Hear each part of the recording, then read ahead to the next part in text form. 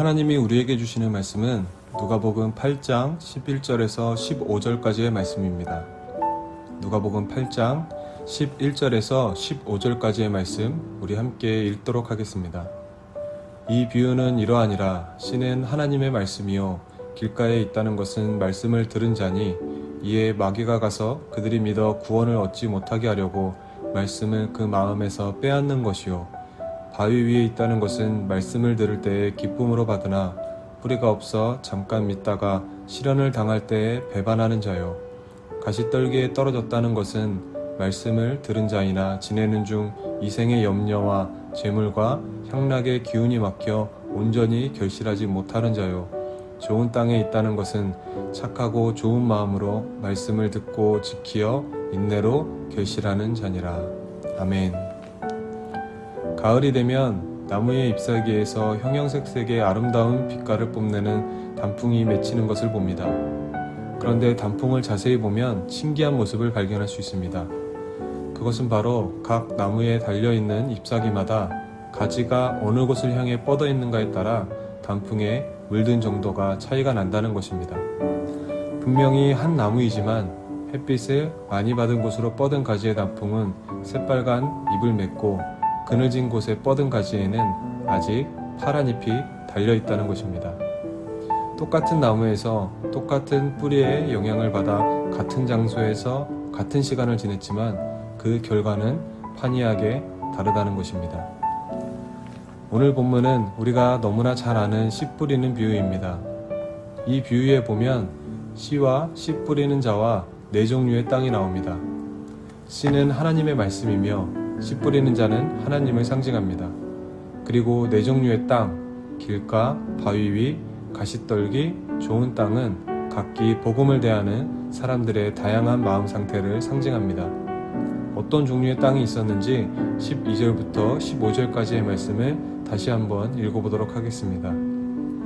길가에 있다는 것은 말씀을 들은 자니 이에 마귀가 가서 그들이 믿어 구원을 얻지 못하게 하려고 말씀을 그 마음에서 빼앗는 것이요 바위 위에 있다는 것은 말씀을 들을 때에 기쁨으로 받으나 뿌리가 없어 잠깐 믿다가 시련을 당할 때에 배반하는 자요 가시떨기에 떨어졌다는 것은 말씀을 들은 자이나 지내는 중 이생의 염려와 재물과 향락의 기운이 막혀 온전히 결실하지 못하는 자요 좋은 땅에 있다는 것은 착하고 좋은 마음으로 말씀을 듣고 지키어 인내로 결실하는 자니라.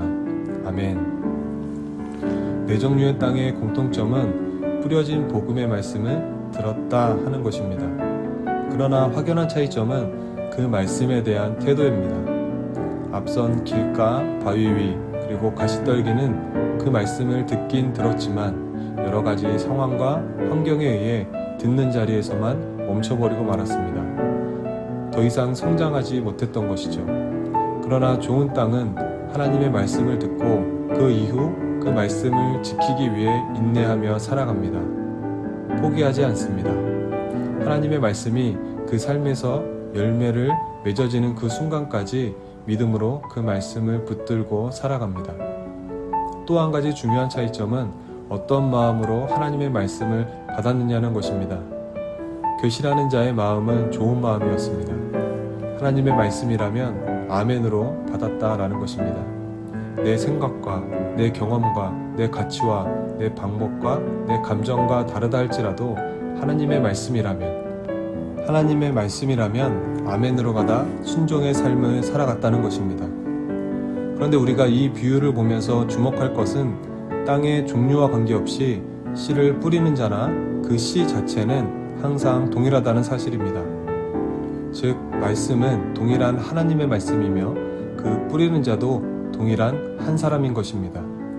다시 말하면 어느 땅에는 좋은 말씀의 씨가 뿌려지고 또 다른 땅에는 나쁜 말씀의 씨가 뿌려지거나 아니면 어느 땅에는 하나님이 뿌리시고 또 어느 땅에는 무능한 종이 아무렇게나 뿌린 것이 아니라는 것입니다. 그러나 흥미롭게도 전혀 다른 결과가 일어나게 된다는 것입니다. 씨에는 아무런 문제가 없고 씨를 뿌리는 자도 아무런 문제가 없습니다.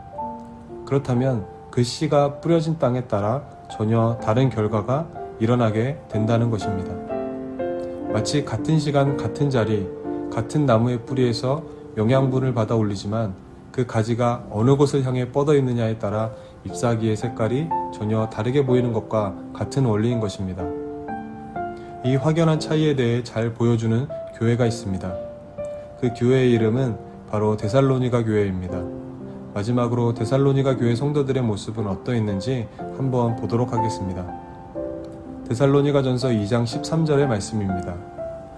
이러므로 우리가 하나님께 끊임없이 감사함은 너희가 우리에게 들은 바 하나님의 말씀을 받을 때에 사람의 말로 받지 아니하고 하나님의 말씀으로 받음이니 진실로 그러하도다. 이 말씀이 또한 너희 믿는 자 가운데에서 역사하느니라. 아멘. 데살로니가 교회 성도들은 하나님의 말씀을 받을 때에 그 말씀을 사람의 말로 받지 아니하였습니다. 교회에 세우신 목회자들을 통해 전하시는 하나님의 말씀으로 받았습니다. 그러자 그 말씀이 아멘하는 자들 가운데에 역사를 일으켰다고 합니다. 오늘이라는 시간을 살아가는 우리 역시 동일합니다. 하나님의 말씀은 오늘도 믿는 자들을 통해 역사를 일으키십니다. 그 말씀이 30배, 60배, 100배의 결실을 맺어가도록 하십니다. 이것이 하나님 나라의 확장성입니다. 우리가 하나님의 말씀을 믿음으로 붙들 때 그 말씀으로 인해 하나님의 나라를 경험하게 되는 것입니다. 그때 천국의 소망을 품게 되는 것입니다. 왜 예수 믿는 나에게는 아무런 역사가 일어나지 않는가? 그렇다면 우리의 마음을 다시 한번 잘 점검해 볼 수 있기를 바랍니다. 나는 오늘 하나님의 말씀을 정말 살아계신 하나님의 능력의 말씀으로 아멘하며 받아들였는가? 나는 그분의 말씀에 순종하며 살고 있는가? 하나님은 어제나 오늘이나 동일하신 분이십니다. 그분의 말씀 역시 믿는 자들을 통해 여전히 놀라운 역사를 일으킵니다. 한 주간 우리의 삶이 하나님의 말씀에 정말 깊이 뿌리를 내려 아름다운 열매들을 많이 맺어갈 수 있기를 주님의 이름으로 축복합니다. 우리 함께 기도하시겠습니다. 하나님 아버지 감사합니다. 하나님은 오늘도 저희에게 말씀을 주십니다. 그 말씀은 놀라운 생명력을 지닌 하나님의 능력의 말씀입니다. 그러나 저희들 그 생명의 말씀을 받고도 열매 맺지 못하는 날들이 많은 것 같습니다. 걱정과 두려움으로 때론 주변 환경과 상황들로 혹은 저희 자신의 나태함과 믿음 없음으로 인하여 주님의 말씀을 온전히 받아내지 못했음을 이 시간 고백하며 회개합니다. 주님, 저희를 용서하여 주시고 저희가 말씀을 받을 때에 전능하신 하나님의 말씀으로 아멘하며 받아들이게 하시고 그 말씀을 듣고 지키어 인내로 결신하는 자들이 되게 하여 주시옵소서. 그리하여 저희의 인생에 하나님이 기뻐하시는 아름다운 말씀의 열매가 가득 맺히기를 바라며 살아계신 예수 그리스도의 이름으로 기도합니다. 아멘.